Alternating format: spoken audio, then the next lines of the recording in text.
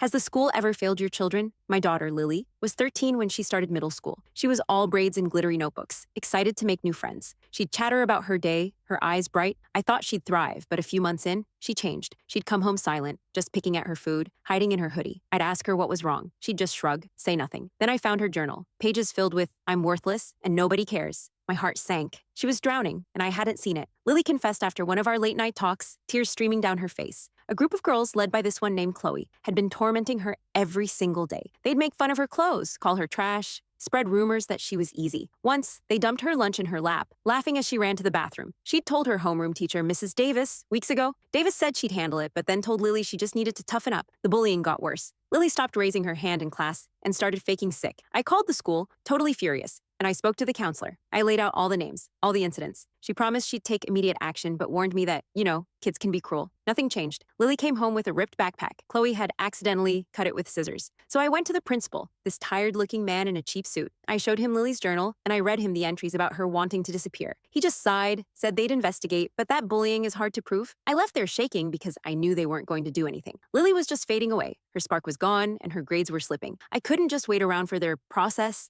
I started screenshotting Lily's texts about the bullying, saving these voicemails she'd sent me where she was just sobbing. I did some digging online and found Chloe's public Instagram. Posts making fun of Lily's hair, her shoes tagged with laughing emojis. Other kids were joining in, and their comments were just vicious. I didn't go back to the school. I compiled everything, the texts, the journal pages, the screenshots, and posted it all to a local parent group on Facebook. I named the school, the principal, and the teacher who brushed Lily off. I wrote about her pain and how they'd completely failed her. By evening, it had hundreds of shares. Parents started commenting with their kids' similar stories. One mom even messaged me, saying her son had been targeted by the exact same group. Then a local reporter reached out. The school started scrambling, posting about how they take all allegations seriously, but the story was already out. At the next board meeting, I stood with Lily in the back of the room. I held up her journal and read a line. "I don't want to be here anymore." The room went quiet. I said, "You let these girls break her. You ignored her cries. She's 13 and you failed." The board promised action. Chloe's parents were called in. She was suspended. Mrs. Davis was reassigned. Lily didn't smile, but she did start eating again. She joined a weekend dance class, and she started moving slowly, almost like she was remembering who she used to be. I keep her journal close. It's a reminder to never trust the system over my own gut.